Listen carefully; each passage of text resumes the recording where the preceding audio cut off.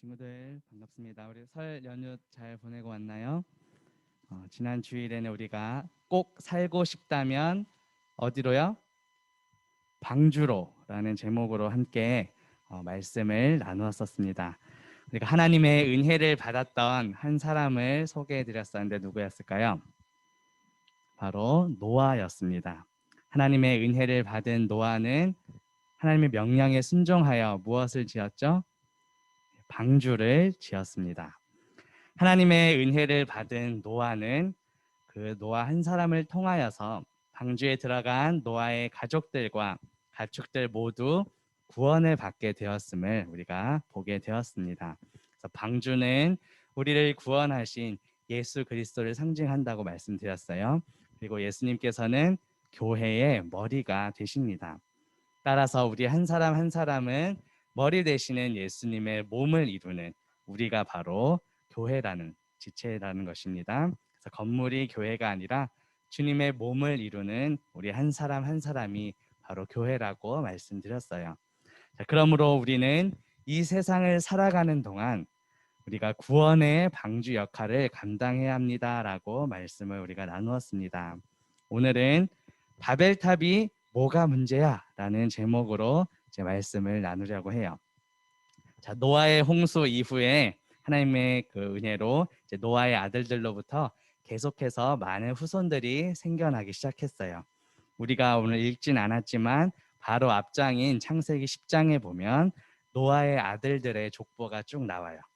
그런데 그 당시에는 언어가 하나라고 이야기해요. 오늘 창세기 11장 1절 말씀에 보면 이 당시에는 온 땅의 언어가 하나요. 말이 하나였더라고 말씀합니다. 친구들 중에는 아마 영어 학원을 다니는 친구들도 있을 텐데 만약에 지금까지도 온 땅의 언어가 하나였다면 아마 외국어 학원을 다닐 필요가 없었겠죠. 자, 그런데 오늘 본문에 나오는 이 바벨탑 사건을 통해서 온 땅의 언어가 원래 하나였는데 이제 혼잡하게 된 그것을 우리가 이제 보게 될 겁니다. 그렇다면 바벨탑이 뭐가 문제일까? 왜 당시 사람들은 바벨탑을 지으려고 했을까요? 자, 오늘 4절 말씀에 보면 그 목적이 바벨탑을 지으려고 했던 이유가 두 가지가 나옵니다. 4절을 한번 읽어드릴게요. 또 말하되 자 성읍과 탑을 건설하여 그 탑 꼭대기를 하늘에 닿게 하여 우리 이름을 내고 온 지면에 흩어짐을 면하자 하였더니 첫 번째 이유는 무엇이죠? 우리 이름을 내고 나의 이름을 내기 위해서 바벨탑을 지금 쌓으려는 거예요. 당시 사람들은 자신들의 이름을 드러내기를 원했어요. 스스로 영광을 얻기를 원했던 거예요. 우리가 창세기 1장부터 쭉 살펴보고 있는데 우리는 모두 하나님께서 지으신 하나님의 피조물이에요. 따라서 내가 스스로 영광을 취해야 되는 것이 아니라 나를 통하여 누구에게 영광을 돌리는 삶을 살아야 될까요?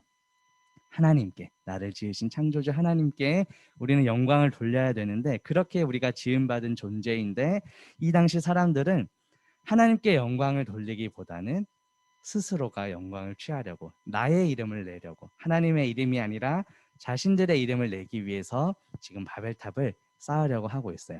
이게 첫 번째 이유였고요. 두 번째 이유는 뭘까요? 바로 온 지면에 흩어짐을 면하기 위해서 바벨탑을 짓자고 말하고 있어요. 하나님께서 맨 처음에 아담과 하와에게 주셨던 명령을 혹시 기억하고 있을까요, 친구들이?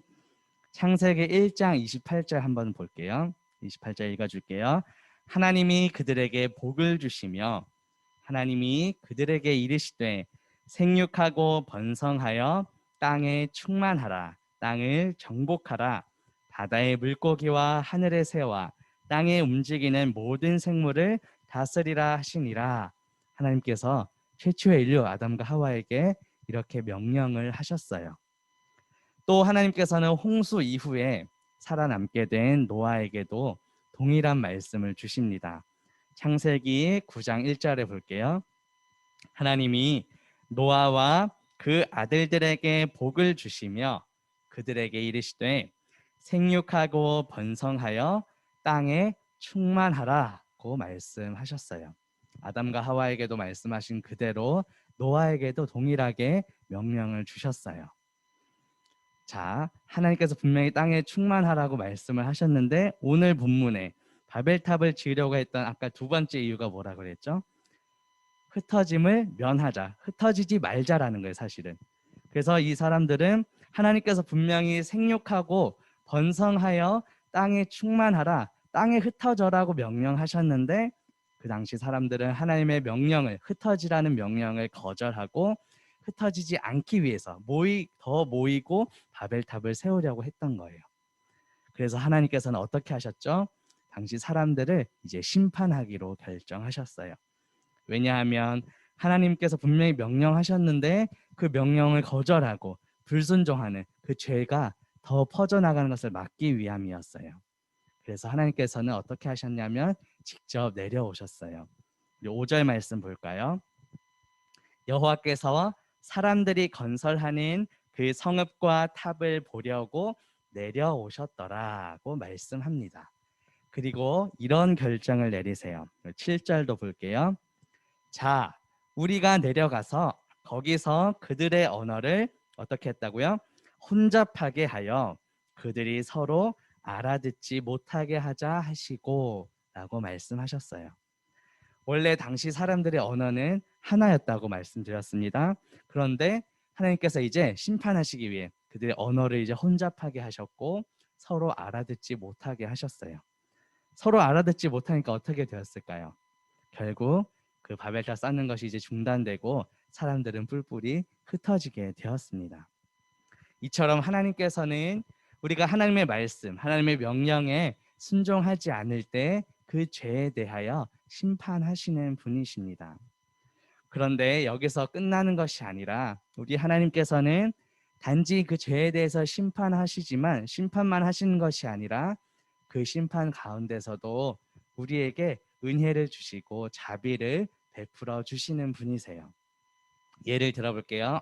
우리가 처음에 아담과 하와가 선악과를 따먹지 말라고 분명히 명령하셨는데 결국 따먹게 되었죠. 그래서 하나님께 심판하셨어요. 그 에덴 동산에서 쫓아내셨어요. 추방되는 심판을 받았어요. 하지만 그 심판 중에서도 벌거벗은 아담과 하와에게 가죽옷을 지어 입히시는 은혜를 주셨어요. 또 장차 태어날 여자의 후손 예수 그리스도를 통해 뱀의 머리를 부술 것이라고 약속을 해 주셨어요. 심판 중에도 이렇게 희망을 주셨다는 거예요. 자, 또 가인과 아벨도 볼까요? 가인이 동생 아벨을 죽였습니다. 그래서 땅에서 피하여 떠도는 그런 심판을 받게 되었어요. 그런데 그 가운데서도 하나님께서는 은혜와 자비를 베푸셔서 가인이 다른 사람들보다 보복당하지 않도록 보호할 수 있는 표를 가인에게 주셨어요. 또 우리가 지난주에 살펴본 것처럼 온 땅의 사람들이 모든 생각들이 다 악해서 하나님께서 홍수로 다 쓸어버리는 심판을 하셨죠. 그런데 그 심판 중에서도 은혜를 받은 한 사람 바로 노아가 있었습니다. 노아에게 은혜를 베푸시고 방주를 만들게 하셔서 노아의 가족들을 구원하셨어요. 오늘 말씀에서도 마찬가지예요. 바벨탑을 세우고 자신들의 이름을 내세우려 하고 온 지면에 흩어지라고 했던 충만하라고 했던 하나님의 명령에 반대하여 흩어짐을 면하고자 했던 그 사람들에게 하나님께서는 언어를 혼잡하게 하고 또 흩어지게 하는 그런 심판을 내리셨어요.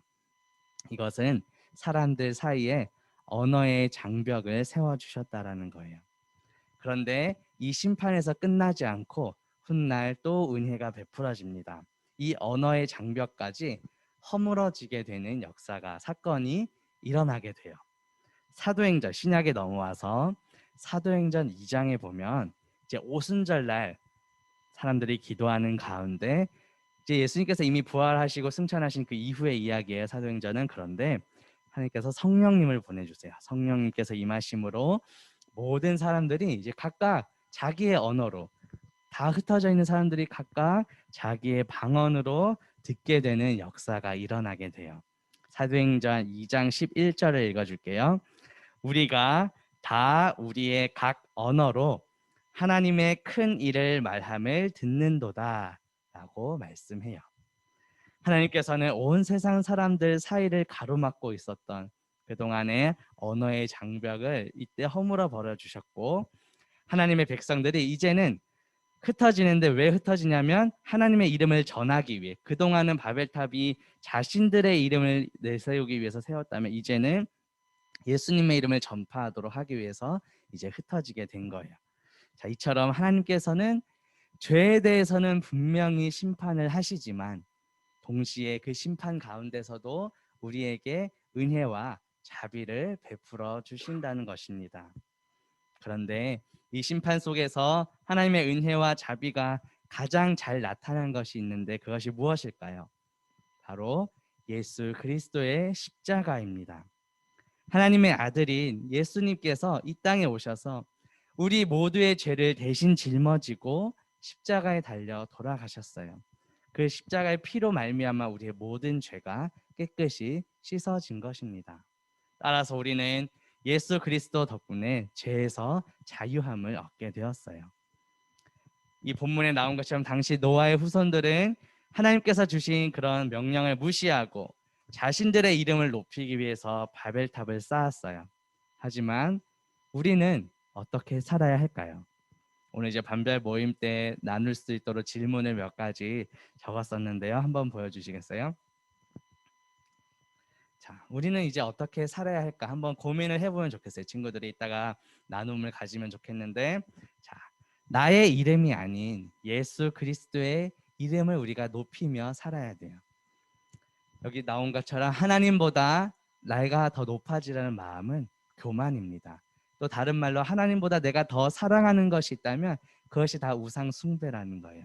우리가 지난 설 연휴를 보냈는데 이번에는 뭐 코로나 때문에 많이 모이지 못했지만 우리가 흔히 뭐 우상 숭배하면은 뭐 명절날 제사 드리고 이런 것만 우리가 생각할 수 있지만 사실은 내가 하나님보다 더 우선되게 생각하는 나의 어떤 시간, 재정, 물질 어떤 것들을 더 많이 쏟고 있는지 하나님보다 더 사랑하는 것들이 있다면 그것도 다 우상숭배에 속한다라는 겁니다. 그리고 혹시 내 안에, 내 마음 가운데 또 나의 삶 가운데 나의 이름을 드러내기 위해서 내가 더 높아지기 위해서 내가 쌓으려고 하는 바벨탑은 무엇인지, 나만의 바벨탑은 무엇일까 한번 고민해보며 나눠보면 좋을 것 같아요. 또 내가 다른 사람들과의, 다른 친구들과의 관계 속에서 또 하나님을 믿는 그 신앙 가운데 있어서 내가 교만하지 않고 어떻게 하면 겸손할 수 있을지 또 고민해보며 함께 나눌 수 있는 우리 모든 친구들 되기를 주님의 이름으로 바라겠습니다. 같이 기도할게요.